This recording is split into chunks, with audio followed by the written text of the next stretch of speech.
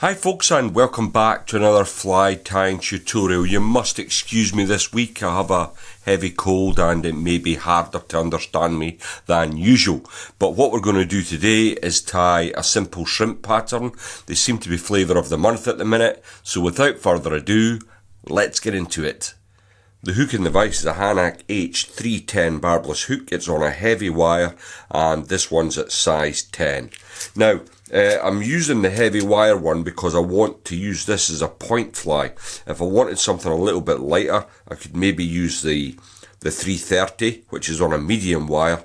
And of course, the shrimp pattern being a quite a big fluffy pattern, for want of a better word, will stay higher in the water column, but I want this one to sink down a bit. Now, the thread I'm going to be using today is from Troutline. You won't see the label because it's fallen off simply, but it's a brown thread at 30 denier. Now I'm going to get plenty of wax onto my thread first of all. Now I'm going to be switching between cameras here because I want to show you how I create the mono eyes. Somebody was asking me while I was away last week at Rutland.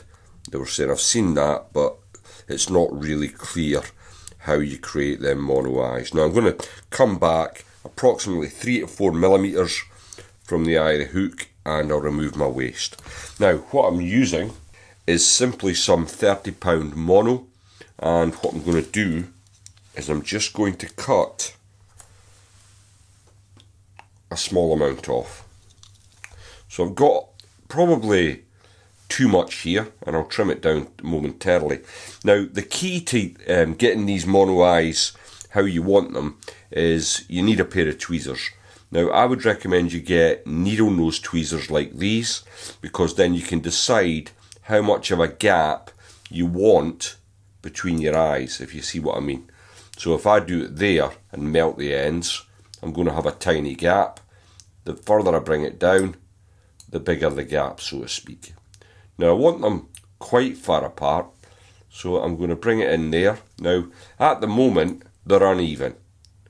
To get nice even eyes, you've got to get them nice and even, so I'm going to come in with my scissors here. And you could measure them if you were of a mind to, but I don't feel the need. That's probably about the right amount. So I'm just adjusting them in the tweezers until I get it how I want it, which is just like that, holding it down pretty firm. Then I'll grab my lighter and on either side I can then start. Don't let it get too big, the flame, and then same with the other side. That's the first time that's ever happened actually. Usually it melts and then it goes straight out, but what I'm doing is I'm just holding it here. What you don't want to do is as soon as you've done it, melted it, drop it into your hand, because you'll have plastic stuck to your hand and it'll be very painful. So just give it a second or two to cool off, and once that's done you can drop it into your hand and then that's ready to tie in. And you'll see when I show up to the vise here, I've got a nice gap,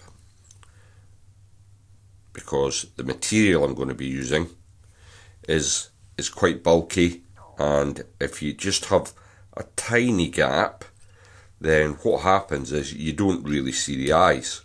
They're covered up by all your materials.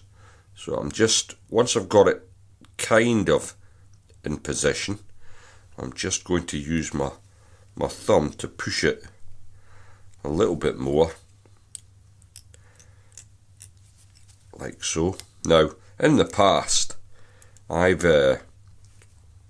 just got a bit of thread stuck in there. In fact, while I've got the lighter handy, let's just get rid of that.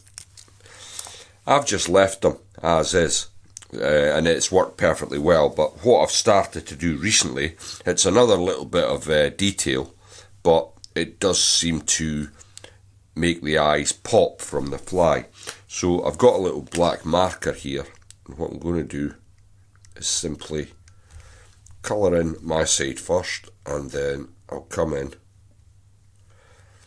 and colour in your side. Now it is a permanent marker, but I dare say for belts and braces purposes I'm also going to give it a little coat of UV resin. It doesn't need to be thick, it's just to protect my marker pen. The other way you can do it, of course, is get yourself some black UV resin, save you doing this extra stage, but it's not really a lot of bother, and when you're tying patches of these, it is very quick. So what we've got now is 2 little mono shrimp eyes, and it's super effective. Just make sure that's cured. Now, as I'm coming down, I'm going to add in a little tail in, and what I've got here is a partridge feather, English partridge, and what I want to do is just strip away the fluff or the waste, and then I can come in with my thumb and forefinger and simply pull that off one side. Now it depends on how heavy you want your tail. I like mine quite heavy. As I say, it's a big bulky pattern, so I'll catch that in on my way down, like so. And although it seems a bit of a faff, it's actually quite a quick fly to tie. Now, there's lots of different ways of tying shrimps. Now, excuse me, I've got some, you can't get this anymore. It's from Steve Parton, who's sadly passed on, but he used to make this stuff, and I suppose the nearest thing to it is a product called Buzzer Wrap, but for the shrimp, for some reason I still just like using this, so it just works really well. It's not UV reflective, it's just pretty much a clear strip. So we've got that into place, and we're going to treat that like a rib. Now what I'm going to be using for the body today, I would usually use scruffy dubbing, which sadly you can't get at the moment, so I'm trying to find alternatives that people can get a hold of. And I was recently sent a load of products from Neely's Flies. He'll be launching a website shortly, and he sent me some of this, which is quite new. It's called Faro Hair, and that's what we're going to be using for the body today. It says it's natural. I'm not quite sure what's in it. It's a fairly coarse sort of hare's ear type of dubbing. I must ask him what's in the mix, but it certainly works really well for shrimp bodies. So I'll just get a bit of dubbing on. I don't need it to be hard dubbed onto the thread, because I want it to be scruffed out once I've come up the body. Now as I come up, I want to add a little taper, and as I'm using quite thick dubbing, this is easily achieved. And then I'll come in just behind the eye. As you can see, I've got a real nice profile going on, and it's not going to take much work to scruff out that dubbing. So I'll grab the my rib, and you'll see you get a great effect. If you've followed the channel for some time, there is a fly on the channel called the sumo shrimp, and this is kind of a version of that. It's just slightly different in that I don't mess about with beards and whatnot, but it's just as effective. It's a quick tie, and it's designed for ease of tying, so you're not faffing about. It's a fairly straightforward job, but you get a great effect. So we'll remove that rib. Now I'm going to use a Thorax cover, and I'm just going to, I've messed about with this over the years.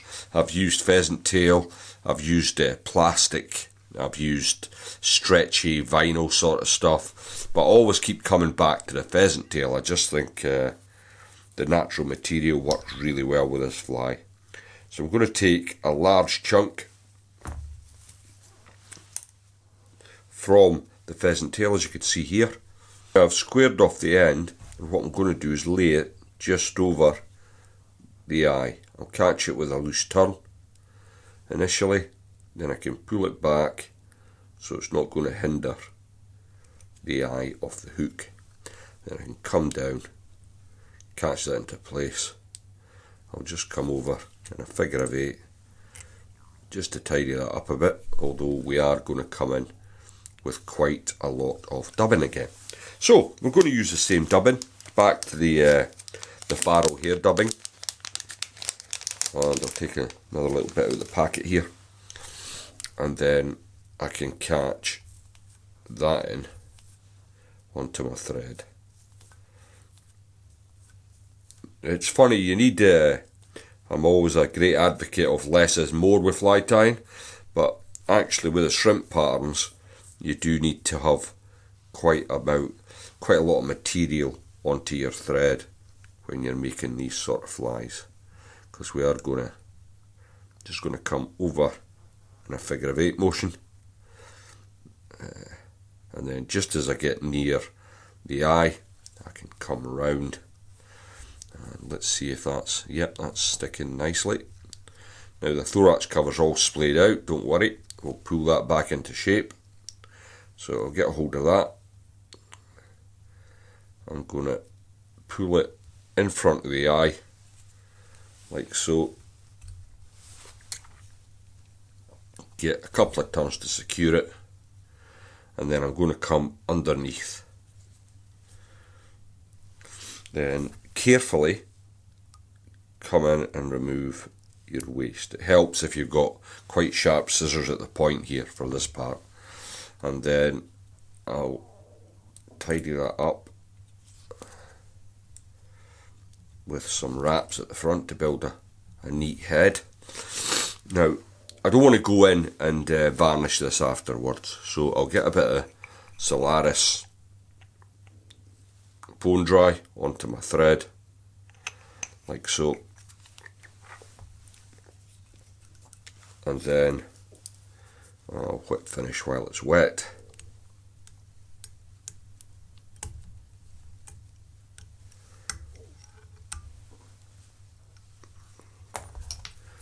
Take away your thread, and then remember to cure it off at the end. Sometimes you can't forget about that. Now it still doesn't look too clever at the minute, but we are going to sort that out. So now I've cured the head, everything's in place. I can come in with my little dubbing brush here, and what I'm going to do is just tease out those fibres to give the fly the look that I'm after all along the body. Now the reason I like the Spartan stuff is that it's solid. Some of the stuff you can buy, it's not fit for purpose. You know, you come in with a dubbing brush, suddenly you haven't got a rib because it's all ripped out. But I like to have this really pulled out, and this helps in two ways. It's quite difficult to see when it's dry, but when it's wet it looks exactly like a freshwater shrimp. I mean, the spitting image down to the eyeball effect and everything, and the sumo shrimp has worked really well for me over the years, especially at venues like Grafham and Rutland where shrimp are prevalent. Now that's the fly finished up. How would I fish it? Invariably I would fish it on a washing line, either with a small booby or shrooby or a foam backed shrimp type pattern. But I hope that was of some use, especially the mono eyes.